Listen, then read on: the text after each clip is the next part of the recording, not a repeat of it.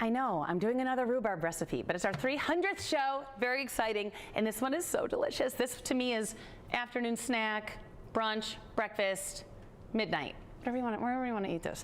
And it's got this beautiful rhubarb, bright and gorgeous, but if you get the fat stalks, you can use that. You can use the skinny red. And this coffee cake is delightful and crunchy and tart and sweet and all the things we love. So here we go now. Sasha, our sassy stand mixer, we're gonna go ahead and get in a half a cup of unsalted butter, and we're gonna add in some sugar and let this do its thing. Now, I'm gonna be doing some vanilla extract, but I'm also gonna be doing a little almond extract in this because we're gonna be sprinkling it with almonds. They're gonna get super toasty. We're gonna be using almond flour. So I wanted to just infuse almond flavor into everything. So while this is creaming up, I'm gonna go ahead and add in a little dash of vanilla and a little dash of almond extract. You don't need a lot, just a little bit to just reinforce that almond flavor. Yum. We're gonna do a bowl scrape, and then while that's whirling up a little bit longer, I'm gonna chop up my rhubarb. All right, let Sasha do its thing here. For the rhubarb, I cut off the very toxic leaves. You don't wanna eat those. It's not like beets or anything where you can now saute up the greens. No, don't do that. Get rid of them, gave them a good wash here. And we're doing like 1 inch to 1/2 inch pieces. I love when they're skinny like this because you tend to get so much more of that bright pink color that I love, that's so pretty. But all rhubarb works. Also, if you're finding yourself with a ton of rhubarb, I know people who plant it and find that they have way too much, they're so good to freeze. They freeze beautifully, so freeze it up. All right, now that this is combined and gotten a little light and fluffy, let's go ahead, ooh, careful now. Let's go ahead and add in some sour cream. You know, I add sour cream to like all of my coffee cakes and things. I love the richness it adds. I love that it adds a little bit of a tang. If you would like to substitute out a whole milk Greek yogurt, you're welcome to it. I've done it. We're gonna add, I'm gonna actually whirl this for a moment, then we're gonna add 1 egg at a time. Room temp if you can. If you're making this on the fly, it's not gonna hurt it terribly, but you got that butter in there that's room temperature, and then you add a freezing cold egg or 2 eggs in there, and it kind of seizes it back up. So if you can do a room temp, that's preferred.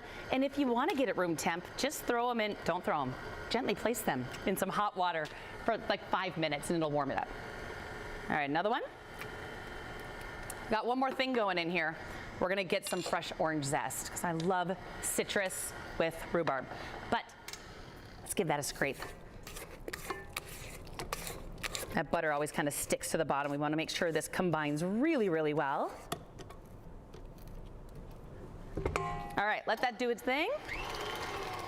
While I get, this orange is huge. I might not use the whole orange. It's an immense amount of zest here. You know, maybe I will, who knows?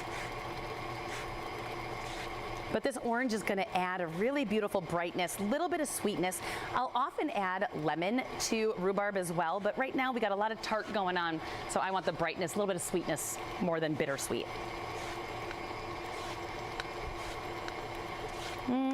Yeah, that's looking good, we'll do that. Go ahead and add that in as well. And those are all of your wet ingredients. No man left behind, get all this here. All right. Let's mix our dry ingredients. Just make sure you're looking pretty. Make sure all that zest gets incorporated into there. Oh yeah, she's looking good. I'll let it go for 1 more sec. Now for your dry ingredients, I'm gonna go ahead and use regular flour, but I'm also gonna use some almond flour. I just wanna make sure this is perfect. I wanna feed everybody today. I want a perfect coffee cake, so everybody gets a snack today. All right, so now regular flour and almond flour. We're gonna go ahead and add in baking soda and baking powder. We want to puff, we want to spread soda powder. So we're gonna add them both in. We used unsalted butter, of course, so we're gonna go ahead and add in a 1/4 teaspoon of salt to make up for that. And then we're gonna add in some cardamom. Cardamom and rhubarb. Oh, cardamom is in the ginger family. It's got this warm spice to it that's delicious. A little goes a long way. Cardamom is actually the 3rd most expensive spice in the world, behind saffron and then vanilla, and then it's cardamom. But just, I love to grate it fresh, the cardamom pods, but not something always real practical. If you don't use cardamom a lot, just get the ground cardamom, but it does stale out kind of quickly. So when you buy cardamom, see if you can buy, if you don't use it a lot, see if you can buy a little jar. Otherwise, be checking that expiration date because it's a very expensive, very bright spice, and it kind of loses its luster after about 6 months. Little tip. All right, we're gonna go ahead and add in our dry ingredients and just gently bring this together.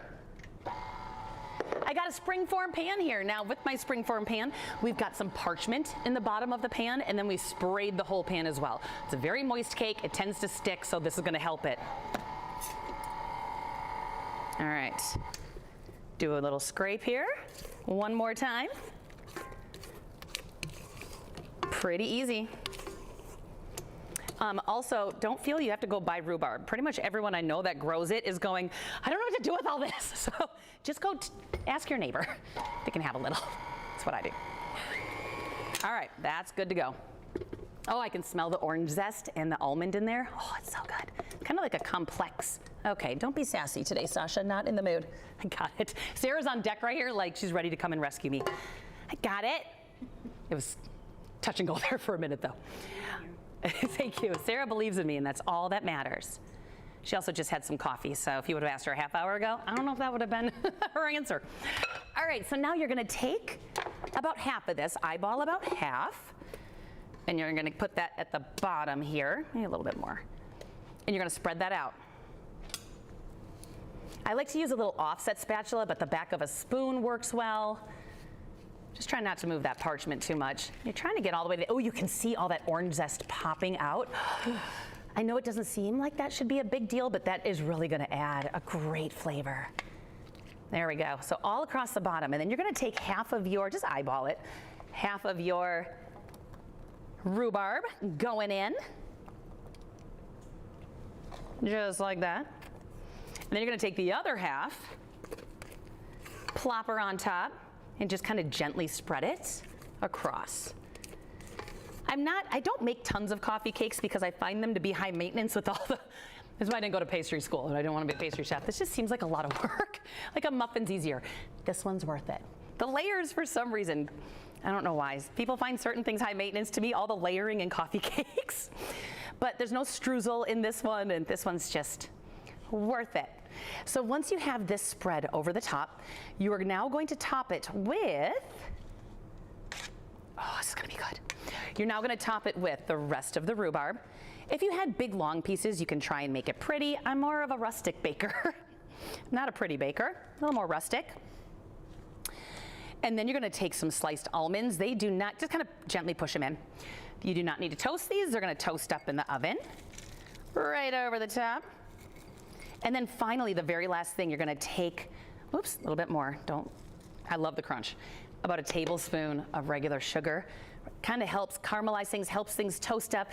It helps sweeten up that rhubarb on the top and gets it all golden and delicious. Let me show you what this looks like. This is what it looks like when it comes out. You can see how beautifully toasted those almonds get. You get that crunch on the side, but the inside is like that tender crumb.